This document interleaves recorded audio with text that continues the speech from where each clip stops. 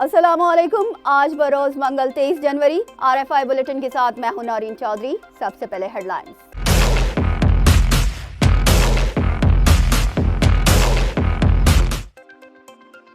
चीनी नायब वजीर खारजा की वजीर आजम और आर्मी चीफ से मुलाकात।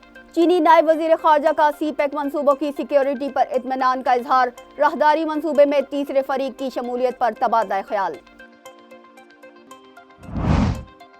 पाकिस्तान को रवा साल 25 अरब डॉलर दरकार। आइंदा 3 साल में 71 अरब डॉलर की बैरूनी फाइनेंसिंग चाहिए। मुआशी इस्लाहात करना होंगी। मालियाती इदारों की फाइनेंसिंग में ताखिर से रुपए पर दबाव आ सकता है। IMF के इंकशाफात।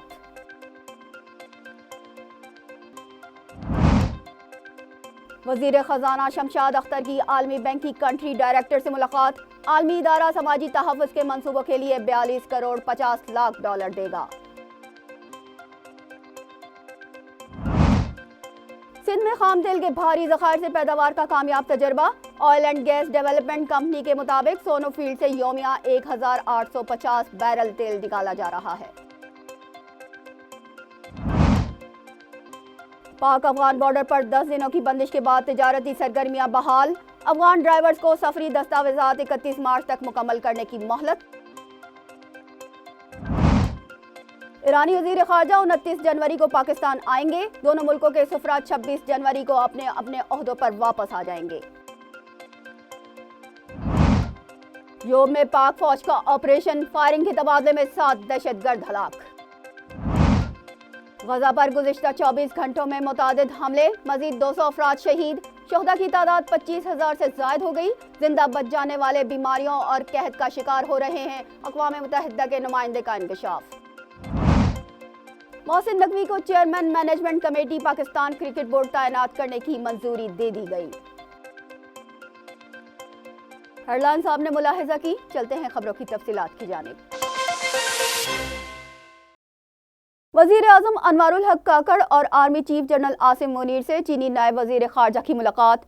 दोनों मुल्क खित्ते के अमन और इस्तेहकाम और खुशहाली के लिए मिलकर काम करते रहेंगे।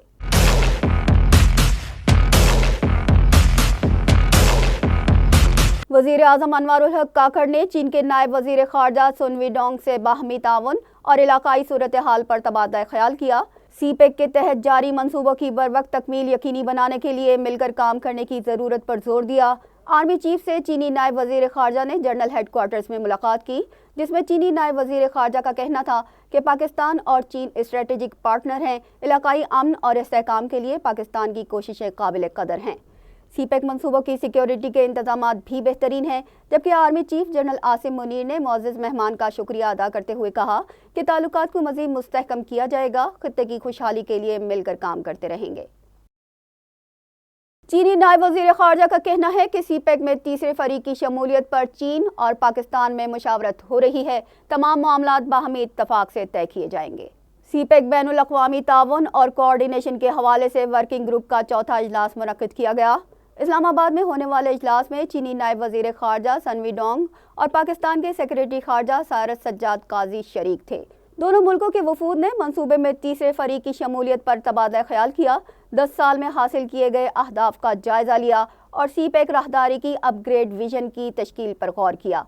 फरीकैन ने थिंक टैंक्स के दरमियान तबादले बढ़ाने, मीडिया ताउन और दीगर चीज़ों पर इत्तफाक भी किया। पाकिस्तान को आइंदा 3 साल में 71 अरब डॉलर की फाइनेंसिंग दरकार है।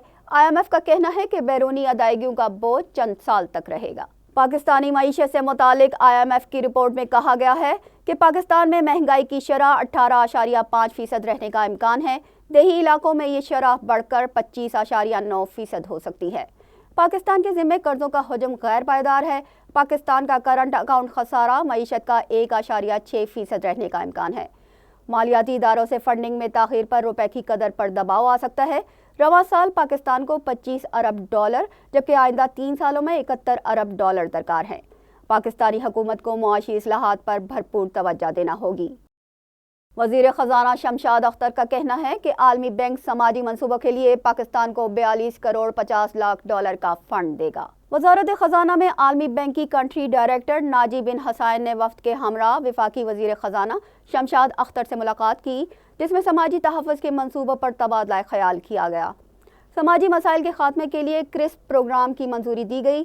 وزیر خزانہ شمشاد اختر کے مطابق منصوبے کے لیے 25 کروڑ ڈالرز فراہم کیے جائیں گے۔ پسماندہ طبقے کے قرض پروگرام کے لیے 17 کروڑ ڈالر ملیں گے۔ سندھ میں خام تیل کے بھاری ذخائر موجود ہونے کا انکشاف ہوا ہے۔ سونو فیلڈ سے 1850 بیرل یومیہ تیل کی پیداوار حاصل کی جا رہی ہے۔ Oil and gas development authority کے مطابق سونو کنواں نمبر 9 میں 2350 میٹر تک گہرائی سے مطلوبہ نتائج حاصل ہوئے۔ ابتدائی طور پر 1850 بیرل یومیہ تیل نکالا جا رہا ہے۔ جدید ٹیکنالوجی کے استعمال سے پیداوار میں مزید اضافہ ہو سکتا ہے۔ تورخم بارڈر 10 دنوں کی بندش کے بعد کھول دیا گیا۔ افغان ڈرائیورز کو سفری دستاویزات مکمل کرنے کے لیے 31 جنوری تک مہلت دے دی گئی۔ پشاور میں پاکستانی بارڈر حکام اور افغان قونصل جنرل کے درمیان مذاکرات ہوئے، جس میں افغان قونصلر جنرل نے تجارتی سرگرمیاں بحال کرنے پر زور دیا۔ پاکستانی بارڈر حکام نے افغان ڈرائیورز کو سفری دستاویزات مکمل کرنے کے لیے 31 مارچ تک کی مہلت دے دی ہے۔ 1 اپریل سے سفری دستاویزات کے بغیر گاڑیوں کا داخلہ ممنوع ہوگا۔ کارگو گاڑیوں کے لیے سفری دستاویزات کی پابندی کا فیصلہ وفاقی حکومت نے کیا تھا، جس پر 13 جنوری سے عمل درآمد شروع ہونے پر افغان حکام نے تجارت کے لیے سرحد بند کر دی تھی۔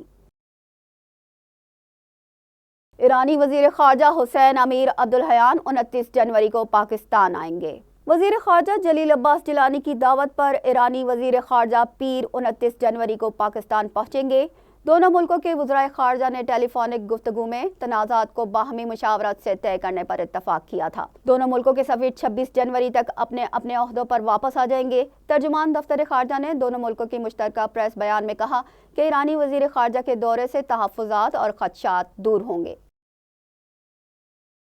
بلوچستان کے ضلع یوب میں سیکیورٹی فورسز سے فائرنگ کے تبادلے میں 7 دہشت گرد ہلاک ہو گئے۔ ISPR کے مطابق یوب کے علاقے سمبازا میں دہشت گردوں کی موجودگی کی اطلاع پر آپریشن کیا گیا۔ فائرنگ کے تبادلے کے دوران 7 دہشت گرد ہلاک ہو گئے۔ ہلاک ہونے والے دہشت گرد سیکیورٹی فورسز اور عام شہریوں پر حملے میں ملوث تھے۔ پاک فوج کی آپریشن کے نتیجے میں بھاری مقدار میں اسلحہ اور گولہ بارود بھی برآمد کیا گیا ہے۔ فروری میں ہونے والے عام انتخابات کی کوریج کے لیے 49 غیر ملکی صحافیوں کو ویزے جاری کر دیے گئے ہیں۔ اسلام آباد میں پریس کانفرنس سے خطاب کرتے ہوئے مرتضیٰ سولنگی کا کہنا تھا کہ انتخابات کی کوریج کے لیے غیر ملکی میڈیا کے نمائندے پہلے ہی پاکستان میں ہیں۔ انہوں نے کہا کہ بیرون ملک سے متعدد صحافیوں نے ویزے کے لیے درخواستیں دی ہیں۔ غیر ملکی مبصرین اور صحافیوں کو 49 ویزے جاری کیے جا چکے ہیں، جبکہ 32 درخواستیں زیر غور ہیں۔ انہوں نے مزید کہا کہ پاکستانی ہائی کمیشن نئی دلی سے تقریباً 24 درخواستیں پروسیس میں ہیں۔ میڈیا کے مختلف اداروں کی جانب سے مجموعی طور پر 174 درخواستیں موصول ہوئی ہیں۔ غیر صحافی کیٹیگری میں صرف برطانیہ سے 25، روس سے 8، جاپان سے 13، کینیڈا سے 5 اور کامن ویلتھ سے 5 درخواستیں بھی پروسیس میں ہیں۔ بھارتی فوج کی درندگی میں تیزی آ گئی۔ مقبوضہ کشمیر میں ایک اور کشمیری نوجوان کو شہید کر دیا گیا۔ یوم جمہوریہ سے قبل مزید فوجی چوکیاں بھی قائم کر دی گئیں۔ بھارتی فوج گزشتہ کئی روز سے مقبوضہ کشمیر کے مختلف علاقوں میں گھر گھر تلاشی لے رہی ہے۔ تلاشی کے بہانے نوجوانوں کو گرفتار کر لیا جاتا ہے۔ گزشتہ روز ضلع راجوری میں بھارتی فورسز نے ایک نوجوان کو اغوا کیا تھا اور تشدد کے بعد قتل کر دیا۔ اہل خانہ کے مطابق کنڈی تھانے میں گمشدگی کی رپورٹ درج کروائی گئی تھی، جس کے بعد نوجوان کی لاش برآمد ہوئی، جبکہ مودی کی ہندوتوا سرکار نے مذہبی تعصب کی انتہا کرتے ہوئے ایک مسجد کا اکاؤنٹ سیل کر دیا۔ کشمیر میڈیا کے مطابق بھارتی جنتا پارٹی کے جموں کشمیر بورڈ کا انتظام سنبھالنے کے بعد مسلمانوں کے خلاف اقدامات بڑھ گئے ہیں۔ غزہ پر حملوں میں ایک دن میں مزید 200 فلسطینی شہید ہو گئے۔ شہداء کی تعداد 25,295 ہو گئی، جبکہ 63,000 افراد زخمی ہیں۔ فوج نے خان یونس کے اسپتال کا محاصرہ کیا اور دوسرے اسپتال کے طبی ارکان کو یرغمال بنا لیا۔ دوسری جانب خان یونس میں فوج کے زیر قبضہ عمارتوں کو دھماکے سے اڑا دیا گیا۔ عمارتیں گرنے سے متعدد فوجی ہلاک اور زخمی ہو گئے۔ اس سے پہلے اسرائیلی فوج نے غزہ میں اپنے مزید 3 فوجیوں کی ہلاکت کا اعتراف کیا تھا۔ امریکہ اور برطانیہ نے یمن پر مزید فضائی حملے کیے ہیں۔ غیر ملکی خبر رساں ایجنسی کے مطابق یمنی دارالحکومت صنعا اور دیگر علاقوں کو نشانہ بنایا گیا۔ اس حوالے سے امریکہ اور برطانیہ کا اپنے مشترکہ بیان میں کہنا ہے کہ یمن میں 8 اہداف کو نشانہ بنایا گیا ہے۔ بیان میں یہ بھی کہا گیا کہ حوثیوں نے بحیرہ احمر میں تجارتی جہازوں پر حملے جاری رکھے ہوئے ہیں۔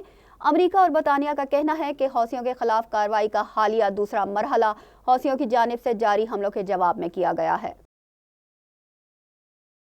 چین اور کرغزستان کے سرحدی علاقوں میں زلزلے کے شدید جھٹکے محسوس کیے گئے۔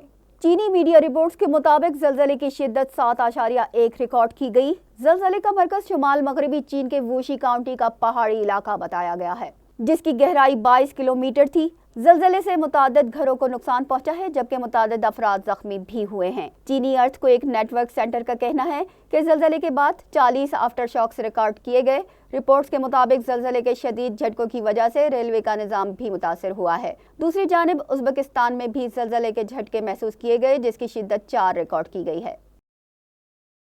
پناہ کی تلاش میں برطانیہ آنے والوں کو روانڈا بھیجنے کا حکومتی پلان تعطل کا شکار ہو گیا۔ پارلیمنٹ نے روانڈا کے ساتھ معاہدے کی توثیق مؤخر کرنے کے حق میں ووٹ دے دیا۔ کیگالی معاہدے کی توثیق مؤخر کرنے کے حق میں 214 اور مخالفت میں 171 ووٹ پڑے۔ بل میں مطالبہ کیا گیا ہے کہ معاہدے پر عمل درآمد سے پہلے حکومت یقینی بنائے کہ روانڈا پناہ گزینوں کے لیے محفوظ ہے۔ برطانیہ نے گزشتہ ہفتے بل منظور کیا تھا۔ برطانوی سپریم کورٹ نے پناہ کی تلاش کرنے والوں کو روانڈا بھیجنا غیر قانونی قرار دیا تھا۔ محسن نقوی کو chairman management committee Pakistan cricket board تعینات کرنے کی منظوری دے دی گئی ہے۔ ذرائع کے مطابق نگراں وزیر اعظم نے محسن نقوی کی تقرری کی منظوری دے دی۔ ذرائع کا کہنا ہے کہ نگراں وزیر اعظم نے محسن نقوی کو پی سی بی کا ممبر بورڈ آف گورنر بھی تعینات کیا ہے۔ محسن نقوی اس وقت نگراں وزیر اعلیٰ پنجاب بھی ہیں۔ 19 جنوری کو پاکستان کرکٹ بورڈ کے چیئرمین مینجمنٹ کمیٹی ذکا اشرف نے عہدے سے استعفیٰ دے دیا تھا۔ اس کے ساتھ ہی نیوز بلیٹن اپنے اختتام کو پہنچا۔ ہمیں دیجیے اجازت۔ اللہ نگہبان۔